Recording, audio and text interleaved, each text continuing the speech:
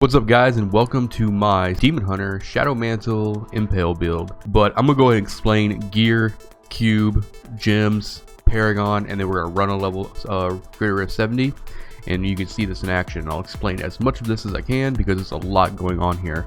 So starting off with the gear, you need the 6-piece Shadow Mantle set, and what this is gonna do, it's gonna be while equipped with a melee weapon, your damage is increased by 1200%. And that's going to be huge. And then also the shadow power, you get full time with all ruins. We'll explain that a little bit later. Impale will deals a 40,000% additional damage to the first enemy it hits. There's also some synergy with that.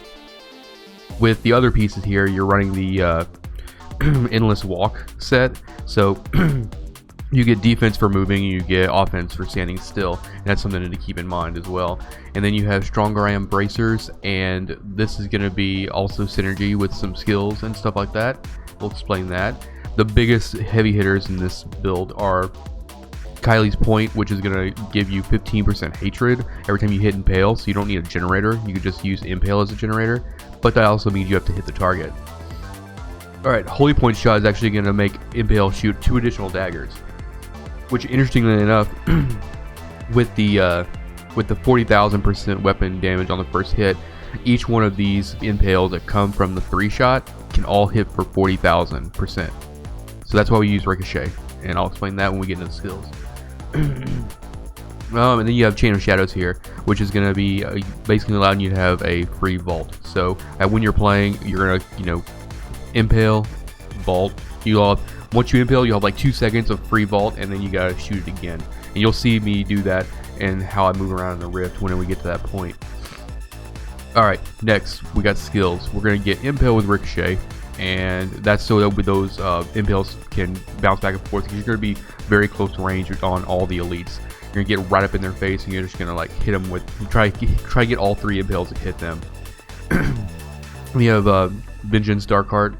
And you've seen all this. You can read all this. You're going to be in the game messing with your build. So I'm not going to go through. I'm not going to read every single ability. I'm just going to explain the synergy for it. And then you have Phantom Knives, Bladed Armor, Rattling Roll. Excuse me. Rattling Roll is going to actually proc your Stronger I Am Bracers, and this is going to knock back, and then they're going to, you're going to get the benefits from your bracers. Wolf Companion is just basically a damage boost if you need it for Rift Guardians or large packs and whatnot. Shadow Power, you're gonna have this, and you can pick whatever rune you want to put in here, like the cosmetic effect, but you're gonna get all of these abilities, so don't worry about the rune there. Alright, Numbing Traps, slow chill, you're gonna give guys reduced damage, and you're gonna get that. You're gonna proc this with Nightbane. You're also gonna proc it with Bane the Trapped and all that stuff like that. And then Leech is gonna give you life per hit, which additionally you want to actually stack some life on kill, because it goes into play here. So I like a couple pieces that I have rolled life on kill and gives me a really high life return. Ambush, 40% damage on guys with 70% health. And what that's going to do is with Ambush and with Impale on the 6-piece, if you get all 3 of those impales to hit the same target and they're at 100% life, it's basically just going to do a shit ton of damage. So that's really good too. Call the Weak is gonna be useful because you're gonna be slowing guys with Bane the Trapped, the gem, and also all the other things that are going on in this build, like Numbing Traps and whatnot. And let's see what's next. We got the cube here, so you're gonna be using Dawn in the weapon slot, and that's gonna reduce your cooldown on Vengeance. Well, Vengeance is over here. And then you're gonna use this as a chest piece. Aquila Chris, whatever. While above 90% primary resource, all damage taken is reduced by 50%. And when you're spamming Impale, it's returning hatred, so you almost always are above 90%. So that's good damage reduction. And then what you want to do is, I actually forgot to mention this, you're going to be either wearing or cubing the Convention of Elements or the Elusive Ring. Whichever one's better for you, whichever one has better stats, you're going to wear. For me, I'm wearing my Convention of Elements, and whenever it ticks over to Lightning, you're going to do a shit ton of damage, because Impale Ricochet is lightning damage, and so is Vengeance Darkheart. Okay, and Elusive Ring is basically going to be whenever you cast Shadow Power, Smokescreen, or Vault, you take 6% reduced damage, and whenever you get into a big pack and you're standing still, like just impaling dudes, you can keep hitting 4, even though Shadow Power is already up. You can keep hitting 4 to keep Elusive Ring, the elusive buff, up and running. Alright, so far as legendary gems go, let's see. Now, there's several different things you can do, but the ones we're always going to use is Geographic Swiftness, which is going to give you, it's going to give you attack speed per stack and dodge per stack, and it's going to give you 1% cooldown reduction per stack you have. And as far as cooldown reduction goes, you want to get to the breakpoint of 37.5, and that's going to allow you to have Vengeance up full time. So you kind of just need between Diamond in the Helm and between the Gem and between Paragon and maybe something on your, like, I've usually put it on shoulders, whatever. You know, you want to try to get 37. I'm at 39 right now, so I can actually afford to lose some, but I'm also in between some gear pieces too. So, you know, once you get all your final pieces, you know, primals and whatnot, you can start like shaping it up a little bit. You're always going to use that one. And then the one you're always going to use too is going to be Bane of the Trapped, which is going to be increased damage against guys under impairing effects, control effects. And then it also gives you an aura that's going to like slow everybody within 30 yards, 15 yards for 30%, which is going to proc everything else we just talked about as far as movement and parrying. Now, I'm currently equipping Pain Enhancer, which is a bleed, a chance on bleed, and then also gaining 30% attack speed for each bleeding enemy within 20 yards. I use that for just normal farming usually. If I'm doing really low GR farming, like really big speed farming, I'll go with Bane of the Powerful, which gives me, you know, a damage boost after if I'm killing Elite really fast. But then if I'm pushing personal records and stuff, I can either go with Stricken or Pain Enhancer, kind of whatever is. If I'm if I feel like I'm lower on like toughness, then I will generally go with Stricken. If I'm not really taking any damage, but I just want to kill stuff faster, I'll probably go with just the bleed effect on Pain Enhancer. So it's kind of up to you on that. You can also alternatively use, if you're just speed farming, you can throw on Nemesis Bracers and then change Vault to Tumble, which will give you a little bit more movement speed, because Rattling Roll works with strong on bracers, and if you don't use those, then you can just go back to Tumble and get a little bit more discipline efficiency. As far as, people don't really go over this in like build videos I've seen, but as far as potions go, legendary potions, I already said you want to like stack some life on kill after, you know, you get everything else you need on your gear. So I actually use the legendary potion for it. What else? That's pretty much it. I'm trying to think. As far as rolls go on gear, I have cooldown on this, but usually, you know, and I also have cooldown critical chance here. Usually I try to get cooldown reduction on my shoulders. My gloves is usually like Dex, Vit, AR, crit, and then the helm you want Impale damage, Dex, and Vit. You don't really want crit there. You want that 15% Impale damage. Same with boots. You want the Impale damage on boots as well with Dex and Vit. And then on your Traveler's Pledge can be kind of difficult. If you can find one that already has a socket, good. Go like Dex crit or Dex or whatever combination of damage there. And then also on your rings and stuff, if you can find one with already a socket, then you can just go like straight damage, get some crit on there as well. You want high crit damage. Paragon, that's what I was thinking of. We need to go over Paragon.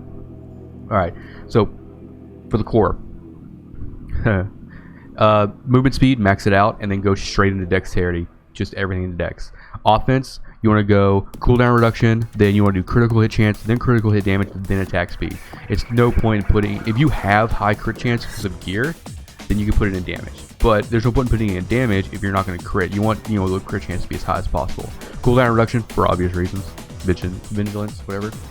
Defense, you want to go with all resist first, then armor, then life regeneration. As you can tell, still working on it. Not 800 yet. And then utility is, you want to do, I mean, I see people, you know, offer like, you know, resource cost reduction, but you don't really need resource cost reduction. So I usually start with like area damage, life per hit, then resource cost reduction, then gold find. Nobody likes gold find anyway, but you're generating so much hatred from your Impale, you don't really need a resource cost reduction. I mean, it's only saving you maybe on like, if you want to like spam vault and you want to like quickly recover it. It's up to you. But you do need life per hit and area damage for sure. Alright, and let's see. And then as far as gems go, if you're just getting this build put together and you're starting to push some GRs, you probably want to put all diamonds in all of your gear, with the exception of your weapon. That way you can have more AR, all resist, and you can, you know, have some sort of sustainability. and I'll probably actually go back to having the 5 diamonds in my gym on my gear as well, because it just adds a lot of tankiness. So let's see, that's pretty much it. So we're gonna jump into a Greater Rift 70, and we'll show you how to actually run this build. So stay tuned for that. Alright guys, so here we are in a Greater Rift 70. So what you'll see on me doing here is I'm actually impaling, and then I'm going to be vaulting quite a bit, and I'm skipping a lot of the trash mobs. I don't want to really spend a whole lot of time on trash. I'm basically elite and champion hunting at this point. The reason you want to do this is because this is a very fast build. It's melee based build. You're not going to be trying to kill everything, and it just works better if you just go out and just kill all of the elites as possible. Now, what I tend to do here is I just try to kill the main one, and then once the orbs pop, I just grab the orbs and I can move on. I don't even worry about killing the entire pack. So, and just dodging affixes as you need to. Like right here, I'm just trying to get these orbs, and then I'm just going to move right on past and keep on going. And that's kind of the strategy you want to keep throughout the entire thing. You want to keep an eye on your discipline. You don't want to get too low, because you always want to be able to have an out. So if you get stuck with like, you know, behind walls or something, because that's going to happen a lot.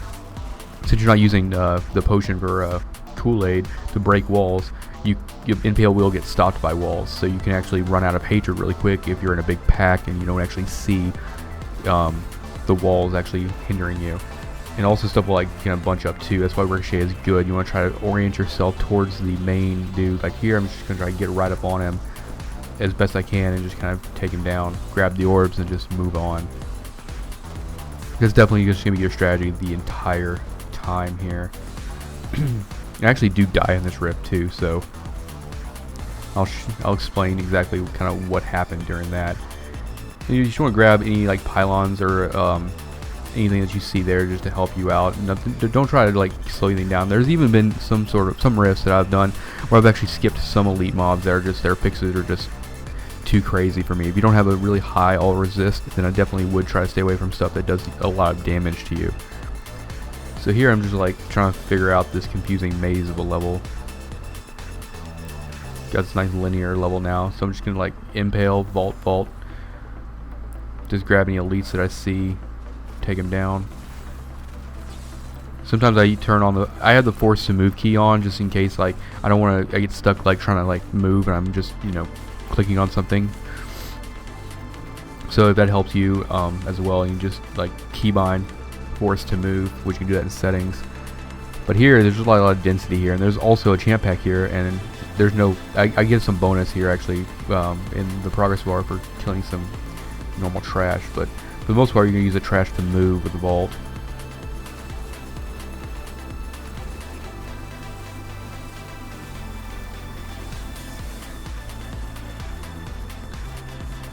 Sometimes vault can be a little sticky.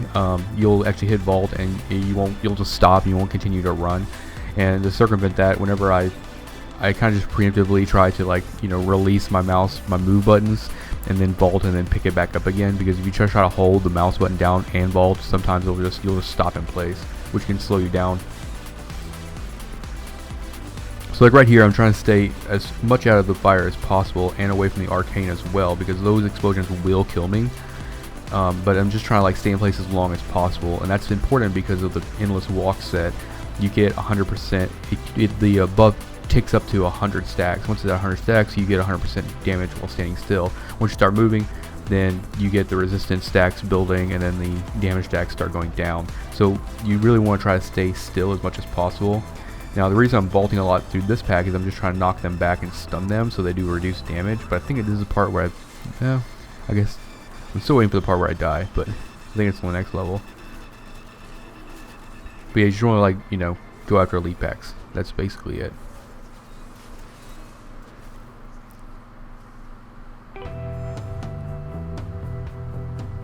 Yeah, it's like this rift had like a lot of floors with very few density. This is where I die right here. I can't remember what they had either. I think it was just me being stupid. But yeah, I'm just trying to stay still, basically. Probably need to move more than I was. But it's that poison on the ground. Yep, right there. Frozen. And that frozen can actually pop faster than you might think. And it's hard to time sometimes because it's hard to see. But here I just kill them and I just grab the orbs. And I noticed that there's like a lot more here too. So I just like, you know, I'll just group these up. So what you want to do too is just try to, like, you know, kite as much of the champions and elites together as well, and just try to get them all taken out at once, because Ricochet is really going to, like, cut through everything, and Impale is going to do a lot of damage. You just don't want to waste a lot of, like, shots on a single target. And you want to try to get all 3 of those Impale shots to actually hit the target at once, and that's going to speed up things as well.